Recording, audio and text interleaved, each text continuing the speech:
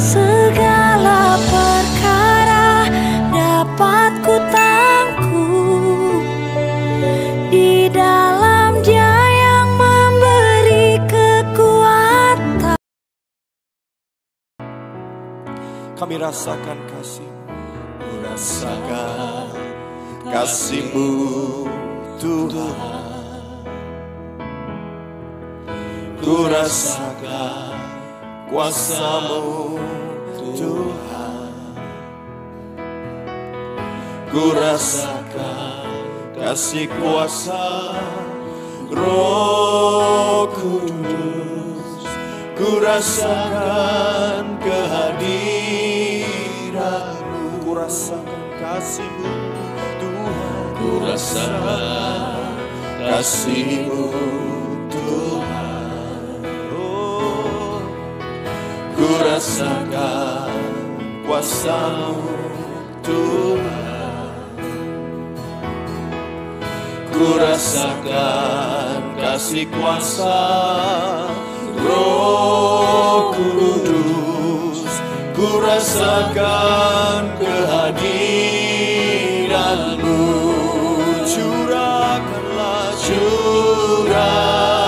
Curahkanlah kuasa-Mu Tuhan. Mujizat terjadi di tempat ini. Oh, curahkanlah kuasa-Mu Tuhan. Mujizat terjadi sekarang ini. Ku rasakan kasih-Mu ya Tuhan.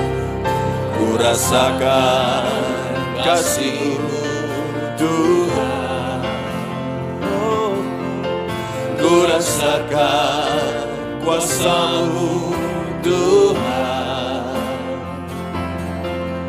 Ku rasakan kasih kuasa Roh Kudus. Ku rasakan kehadiran-Mu. Curahkanlah kuasa-Mu Tuhan.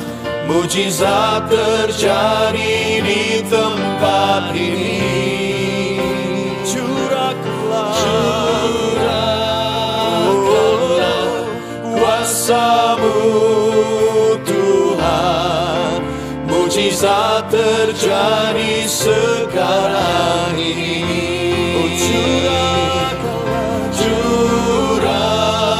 Curahkanlah kuasa-Mu Tuhan. Mujizat terjadi di tempat ini. Curahkanlah kuasa-Mu Tuhan. Mujizat terjadi sekarang ini. Dengan penuh iman, curahkanlah kuasa-Mu Tuhan. Curahkanlah kuasa-Mu Tuhan.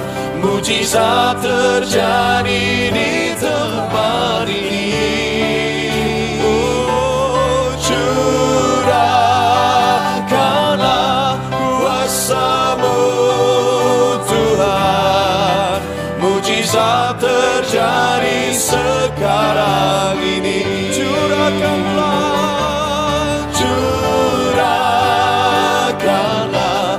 kuasa-Mu Tuhan. Mujizat terjadi di tempat ini. Curahkanlah kuasa-Mu Tuhan. Mujizat terjadi sekarang ini.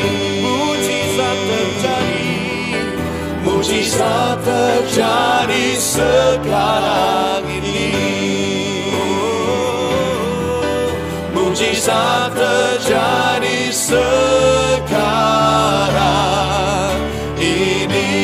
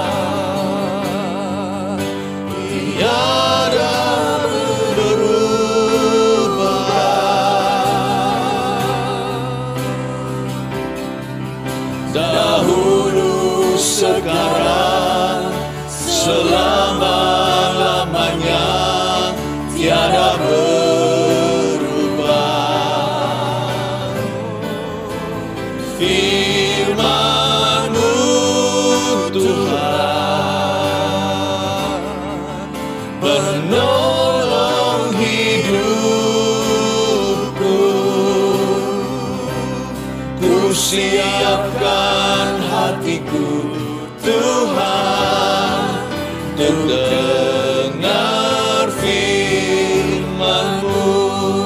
Ku siapkan hatiku Tuhan, ku siapkan hatiku Tuhan untuk dengar firman-Mu. Ku siapkan hatiku Tuhan untuk dengar firman-Mu. Lewat firman yang dibagikan hari ini, hamba berdoa agar keluarga Saat Teduh dapat melihat cinta kasih-Mu. Dapat melihat hati Tuhan dan menangkapnya.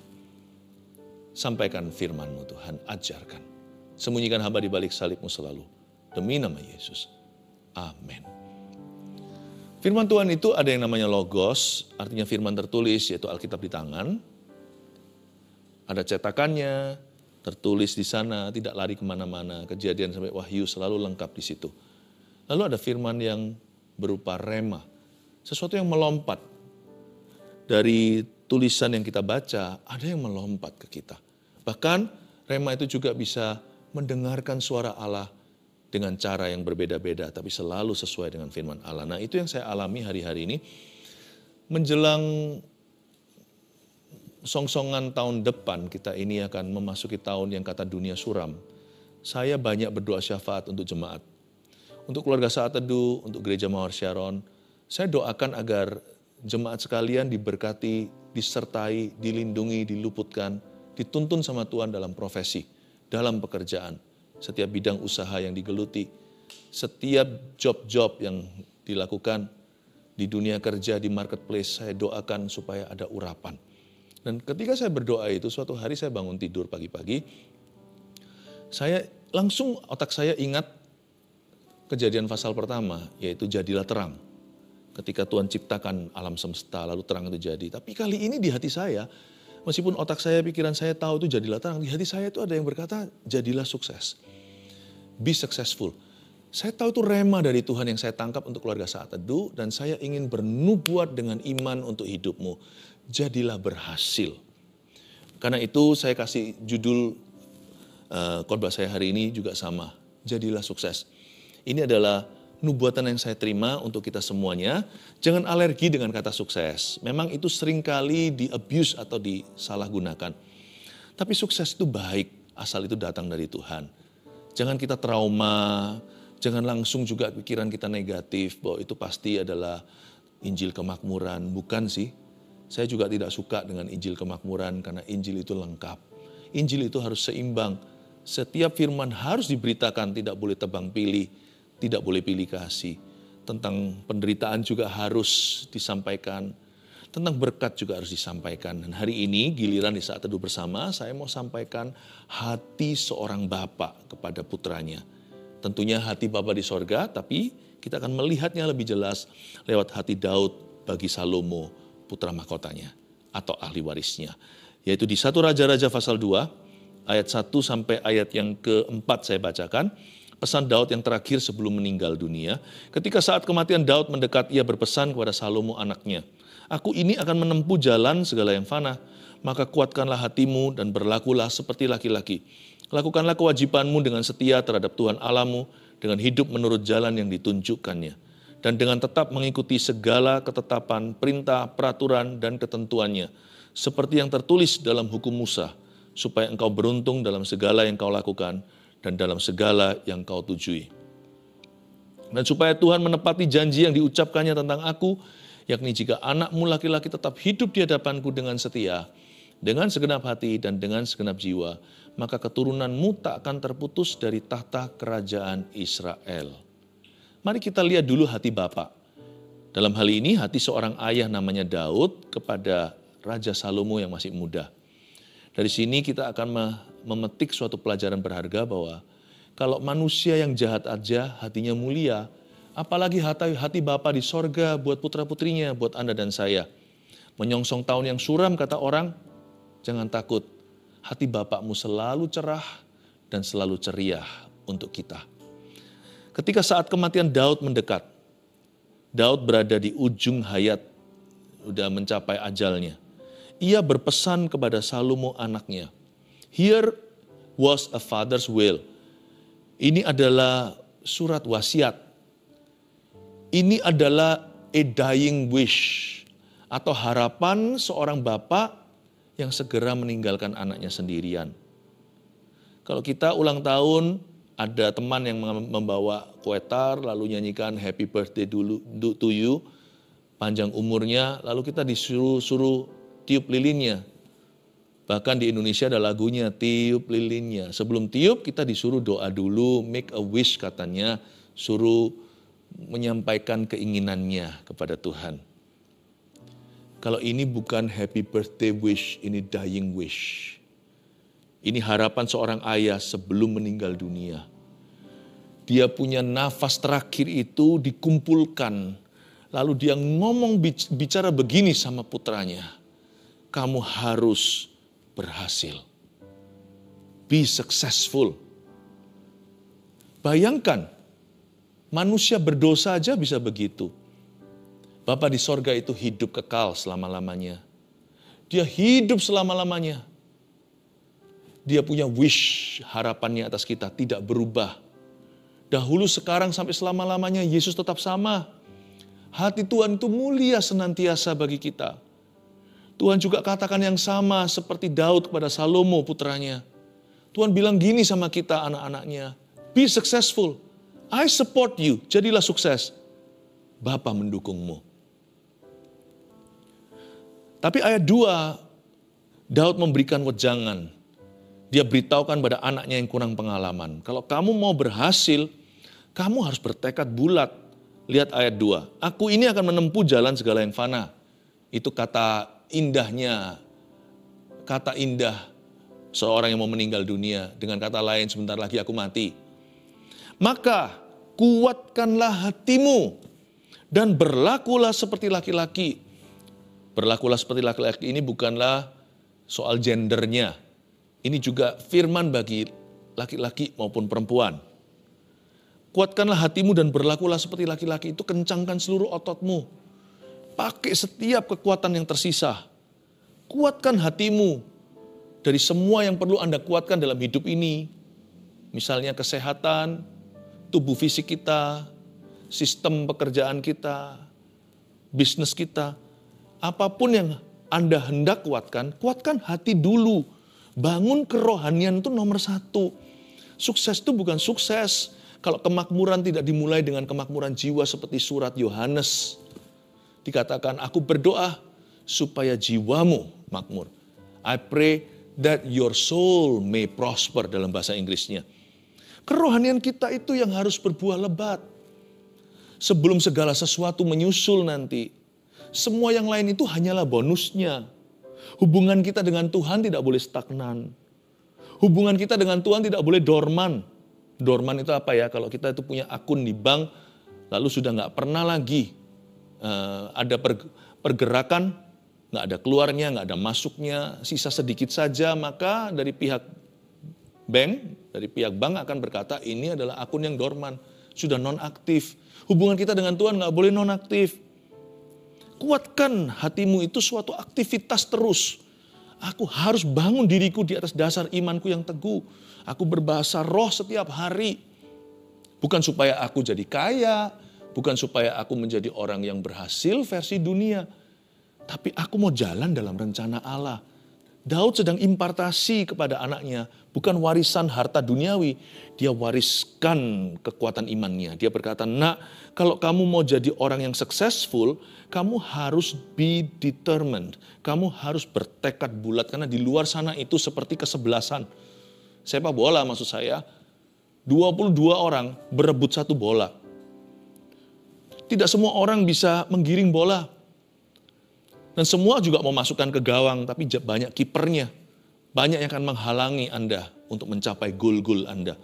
Kalau Anda jadi orang yang pelin-pelan, kalau kita jadi orang yang lembek, apa namanya hari-hari ini, generasi strawberry, dipencet sudah langsung berair, langsung sudah berdarah-darah, sudah langsung menyerah, lemparkan handuk putih berkata, udah deh, aku malas mencoba, gagal terus. Kalau kita mau jadi orang berhasil, kita harus bandel, kita harus lawan arus sambil pegang Yesus. Jangan lawan arus dengan kekuatan sendiri, nanti gigit jari. Pegang Yesus, lalu lawan arus. Lawan arus dan tetap pegang Yesus.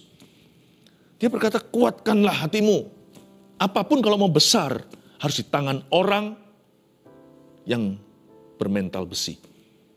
Harus di tangan orang dan dijalankan, dipimpin oleh seorang yang bersemangat baja. Kamu harus berlaku seperti laki-laki. Kalau otot baja, urat baja itu di Indonesia, ya dongengnya ceritanya Gatot Kaca gitu ya.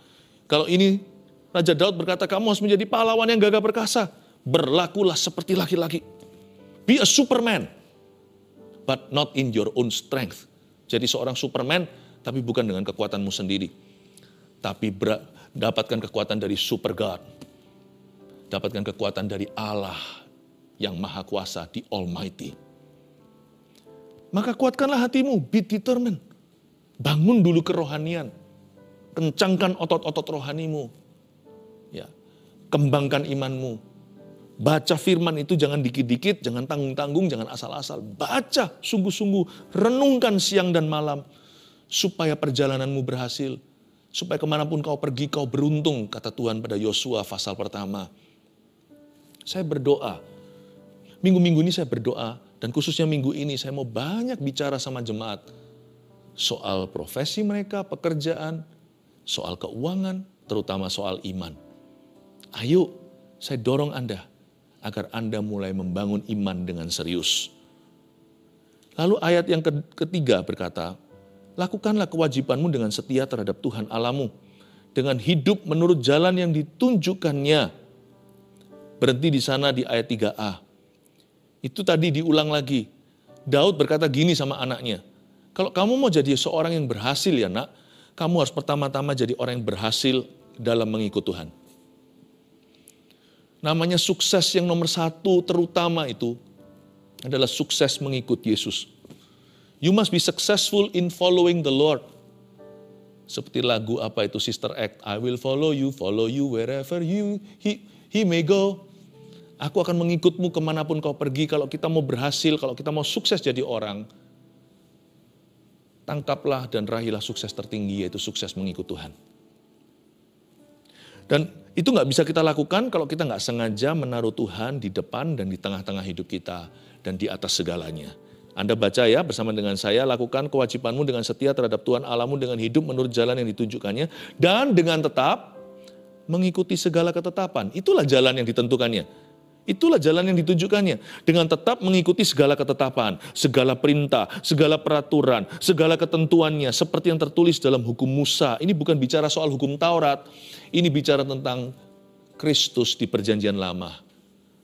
Wujudnya dalam bentuk perintah, peraturan, ketentuan, ketetapan. Itu berarti Daud bilang begini sama Salomo, aku sudah menempuh jalur panjang, aku sudah menempuh jalan lama. Sebentar lagi aku akan meninggal dunia. Percaya papa nak, percayalah bahwa tidak bisa kita itu berhasil sungguhan kecuali kita jadikan Kristus segalanya. Dia jadikan Kristus ketetapan kita, peraturan kita, perintah kita, ketentuan kita. Segala sesuatu yang tertulis.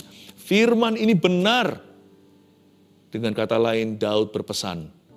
Dan hari ini Roh Kudus pakai firman ini untuk berpesan kepada kita.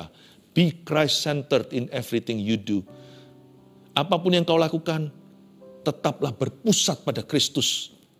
Berpusat pada firman. Be Christ-centered. Be word-centered. Alkitab ini bukan buku bagi saya, meskipun ada kitabnya. Alkitab ini adalah the center of my life. Alkitab ini adalah pusat kehidupan saya. Semua apapun pembicaraan saya, pernikahan saya, ya, parenting saya, cara membesarkan anak, metode saya, cara hidup, gaya hidup saya, metode pelayanan, segala sesuatu itu patronnya adalah firman. Ini menjadi sentralisasi. Segala sesuatu yang saya lakukan, katakan, yang saya miliki, semuanya itu dari sini. Be Christ-centered. Ikuti segala ketetapan, segala perintah, peraturan, ketentuan, seperti yang tertulis dalam hukum Musa. Jadikan firman itu pusat kehidupanmu. Jadikan Kristus pusat kehidupan. Supaya, coba lihat itu tadi. Supaya apa? Kita mengikuti segala ketetapan, perintah, peraturan, ketentuan. Supaya engkau beruntung dalam segala yang kau lakukan dan dalam segala yang kau tuju. Dalam bahasa Inggrisnya kira-kira begini. So you will be successful and unstoppable. Daud ngomong begini sama putranya, sama anak kesayangannya. Nak, kamu lakukan semua itu ya supaya kamu beruntung dalam segala yang kamu lakukan dan segala yang kamu tuju. Supaya kamu berhasil dalam tujuan-tujuanmu. Supaya kamu sukses.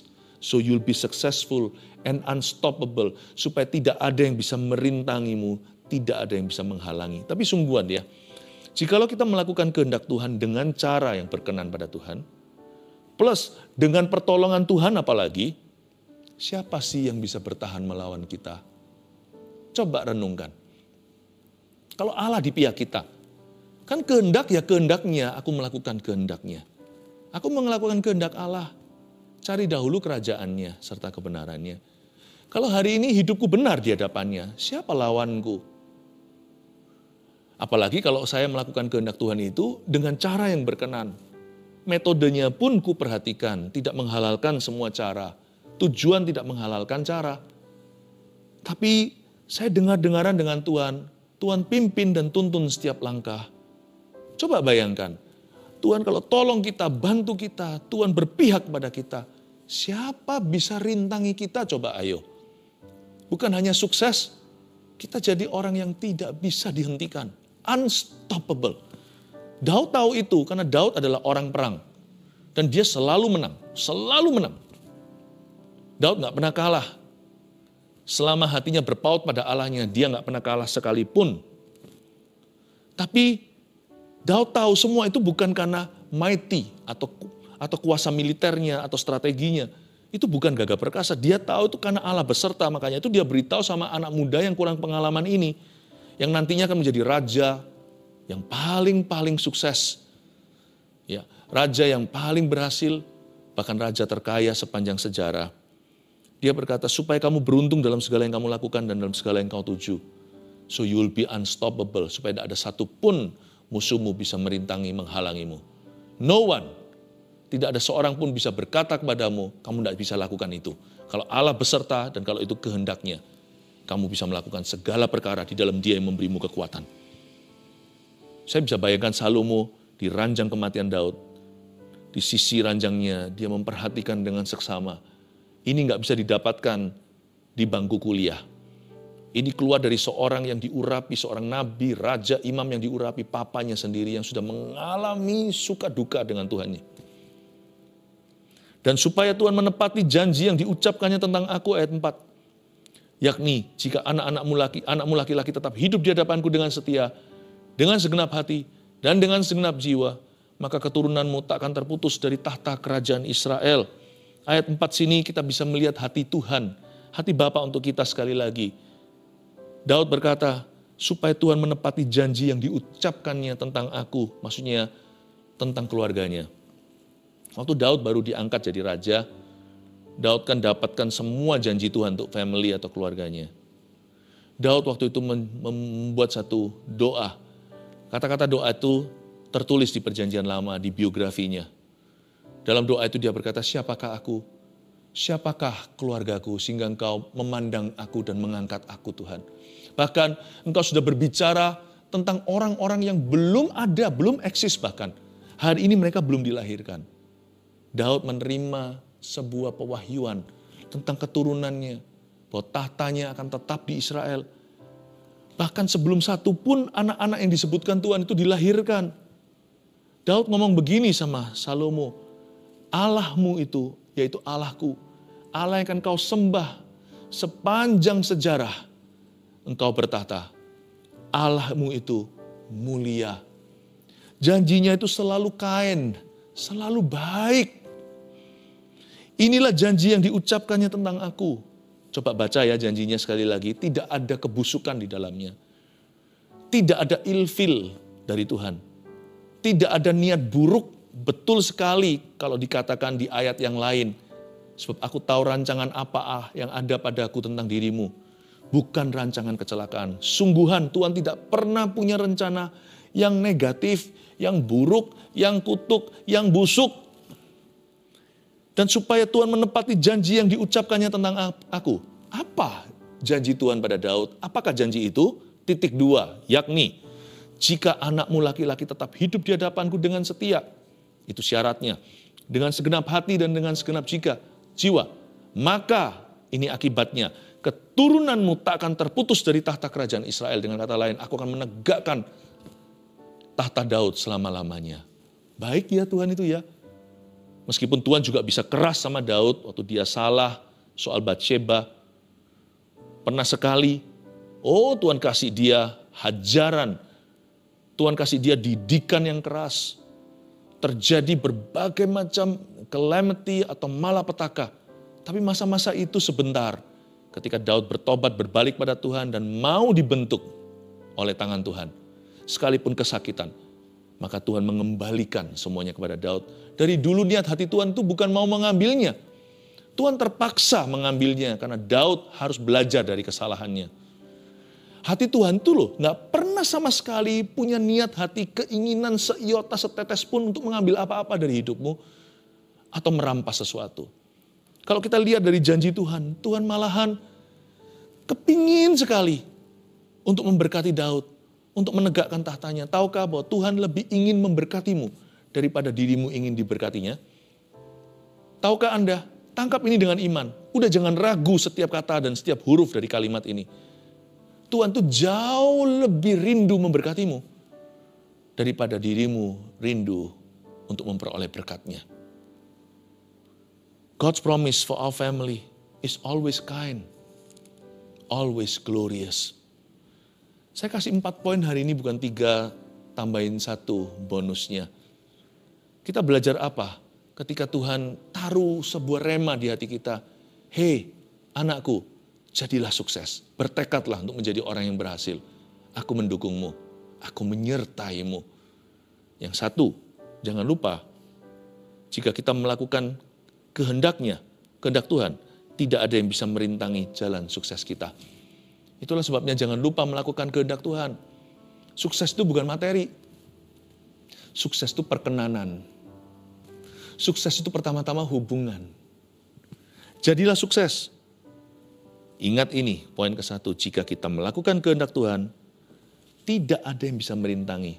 Udah, kalau perlu kasih tanda seru.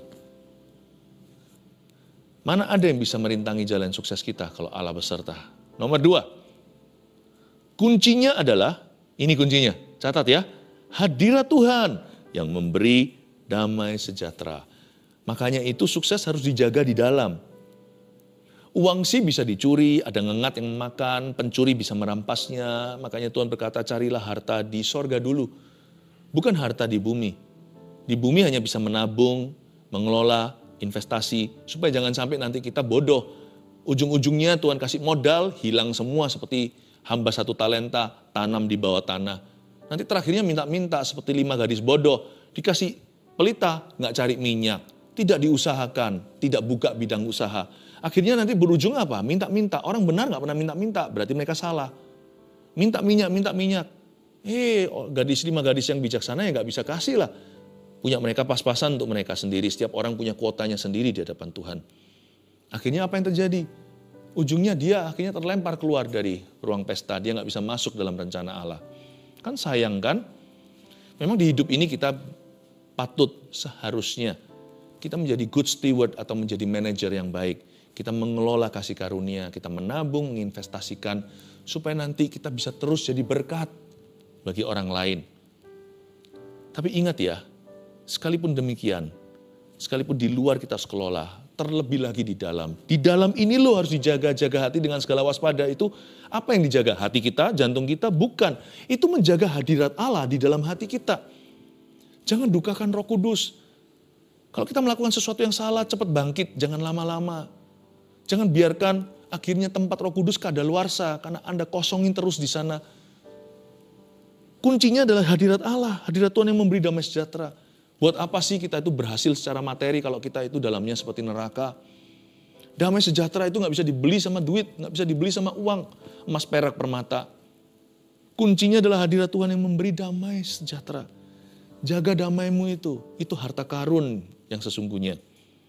3, Tuhan ingin kita menikmati karir yang berbuah dan rumah tangga yang diberkati. Tulis aja, ini rema yang saya dapatkan untuk Anda. Meskipun ya kita nggak bisa pakai ini untuk klaim atau bukan untuk menuntut Tuhan kalau sesuatu buruk terjadi. Tapi jangan ragukanlah hati Bapak. Do not doubt the Father's heart. Jangan ragu, hatinya Bapak itu selalu mulia. Kalau kita nggak percaya kalimat ini, coba kita balik. Kedengarannya salah sekali. Tuhan ingin karir kita gagal. Masa iya? Tuhan ingin rumah tangga kita hancur. Masa betul? Bagi orang yang selalu ragu, nggak berani untuk ketok palu, nggak berani untuk paku bumikan kalimat ini karena takut nanti prosperity, kemakmuran. Enggak kok. Saya hari ini siap hidup untuk Tuhan, siap mati untuk Tuhan. Kalau Tuhan nggak jawab lagi doa saya, satu pun tak terjawab lagi mulai hari ini, saya tetap cinta Tuhan. Emangnya saya bisa kemana? Emangnya punya opsi lain? Dia yang pegang firman kehidupan. Bukankah kita sudah ditebus dengan darah? Kita ini milik Yesus. Mau pergi kemana, mau lari kemana, majikan kita hanya satu. Kita sudah dibeli. Dan kita ini nggak layak terima apa-apa. Nggak masuk neraka aja sudah super terima kasih. Saya tahu. Tapi jangan ragu sama kalimat ini. Daud aja mau mati aja kepingin anaknya successful kok. Masa bapak yang hidup kepingin kita itu ambruk? Enggak kan? Di sini kita bisa melihat dengan sangat jelasnya hati Bapa yang tidak perlu diragukan. Tuhan memang ingin kita menikmati karir yang berbuah, fruitful work. Kalau Tuhan bisa pulihkan Taman Eden, Tuhan pulihkan dalam dirimu. Taman Eden itu mana ada buah yang busuk. Pernah dengar enggak Adam dan Hawa kelaparan? Enggak pernah. Mereka boleh makan dari semua buah dari setiap pohon yang ada di Eden itu. Kecuali ada satu pohon di taman itu jangan dijamah, yaitu pohon yang berbuahkan dosa. Pohon pengetahuan tentang yang baik dan yang jahat. Tuhan kepingin kita punya fruitful work seperti Eden itu. Meskipun kita sekarang harus berkeringat karena kita hidup di dalam dunia yang penuh perjuangan, tetapi saya percaya Tuhan masih bisa menumbuhkan buah-buahan dalam kehidupanmu lewat pekerjaanmu. Bukan hanya itu saja, rumah tangganya pun Tuhan ingin kita memiliki atau mengalami a blessed home atau rumah keluarga yang diberkati. Tuhan kepingin kita punya relationship, hubungan yang harmonis, yang saling mengasihi, yang saling menguntungkan, saling melengkapi. Tuhan kepingin rumah tangga kita itu bahagia. Mana ada Tuhan itu nikahkan di Holy Matrimony, memberkati sepasang sejoli laki-laki dan perempuan menjadi suami istri, lalu Tuhan kepingin menghancurkan mereka. Tuhan bawa orang bangsa Israel keluar dari Mesir supaya mereka dihanyutkan di Laut Merah, supaya mereka ditenggelamkan di samudera. Enggak, Tuhan enggak pernah berkati pernikahan seseorang berujung supaya Tuhan bisa hancurkan mereka. He wants to bless your home. Dia ingin memberkatimu. Kalau di dalam keluarga Anda hutang piutang tidak pernah selesai, aduh itu seperti kuk yang dipasang setan, seperti roh perbudakan. Masa Tuhan tidak mau bebaskan kita kalau kita minta kepadanya? Mintalah, maka akan diberikan kepadamu. Carilah, maka engkau akan menemukan. Ketoklah, pintu akan dibukakan. Tuhan mau. Katakan pada dirimu, Tuhan mau. Yang terakhir, yang keempat. Ini sebagai peringatan. Bukan kata tadi ada ketetapan, peraturan, perintah. Tapi juga ada peringatan. Supaya kita jangan menuntut Tuhan. Tuhan itu siap untuk diuji. Ujilah aku buka tingkap langit. Tapi jangan tuntut, karena kita itu orang berdosa. Tuhan itu Tuhan bukanlah seorang terdakwa. Kitalah yang perlu didakwa. Tapi Tuhan mengasihi kita. Yang dikasihi Tuhan, jangan menuntut sorga. Tahu diri, mawas diri, ketahuilah bahwa Anda dan saya tidak layak di hadapannya. Itulah sebabnya, catat ini juga. Sukses dari Tuhan tidak tentu seperti sukses duniawi. Sebab upah kita yang sejati ada di sorga, yaitu eternity atau kekekalan. Tahu nggak? Upah sesungguhnya, upah iman kita di bumi itu cuma secuil saja. Upah sebongkah itu di kekekalan. Namanya mahkota kebenaran. Karena itu janganlah kita itu kecewa kalau tidak semua harapan kita terjadi. Kalau kita tidak sesukses seperti yang kita harapkan, yang kita mimpikan. Atau kenapa kita kok nggak seperti tetangga kita, karena rumput tetangga kan selalu lebih hijau di mata kita. Setiap orang ada berkatnya dari Tuhan. Bapa kami di dalam sorga, dikuduskanlah namamu. Datanglah kerajaanmu, jadilah kehendakmu. Di bumi seperti di sorga. Berikan pada kami hari ini makanan kami secukupnya. Berikan kami rezeki kami masing-masing per rumah atau per orang. Kami belajar untuk memuaskan diri. Kami belajar bersyukur untuk apa yang sudah kami miliki. Beri kami hikmat untuk mengelolanya. Supaya kami jadi orang yang sukses di mata Tuhan yang memberi kami kasih karunia. Catat 4 poin ini, taruh di dalam hatimu. I pray, saya berdoa. Dan bahkan saya bernubuat dengan iman. Agar Anda menjadi orang-orang yang berhasil di dalam rumah tangga dan di dalam pekerjaan Anda. Biarkan promosi dari Tuhan datang menjemput Anda. Tuhan akan memberkatimu. God shall increase you. Haleluya. Amin. Kiranya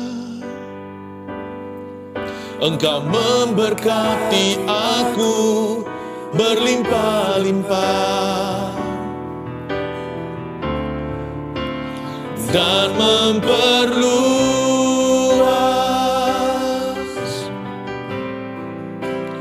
daerahku,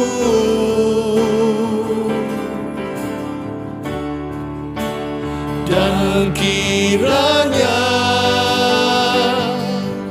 tanganmu menyertai aku dan melindungi aku,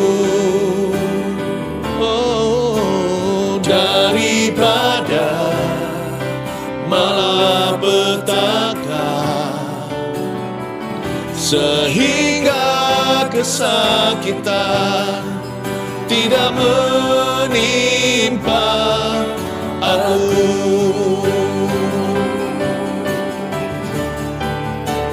Kiranya Engkau memberkati aku berlimpah-limpah dan memperluas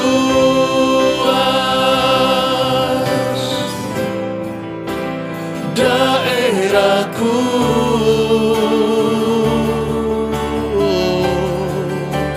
dan kiranya tanganmu menyertai aku dan melindungi aku daripada malapetaka, sehingga kesakitan tidak menimpa aku. Nyanyikan doa ini dengan sungguh-sungguh. Mari kita beriman secara positif kepada Tuhan. Kiranya Engkau memberkati aku berlimpah-limpah dan memperluas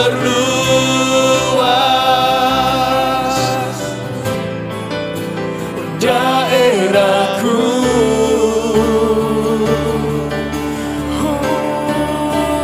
dan kiranya tangan-Mu menyertai aku dan melindungi aku, daripada malapetaka, sehingga kesakitan tidak menimpa aku. Kiranya, terus berdoa, kiranya Engkau memberkati aku berlimpah-limpah dan memperluas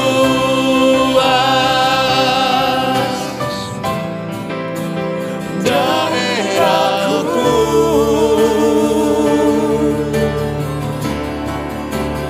dan kiranya tangan-Mu menyertai aku dan melindungi aku daripada malapetaka,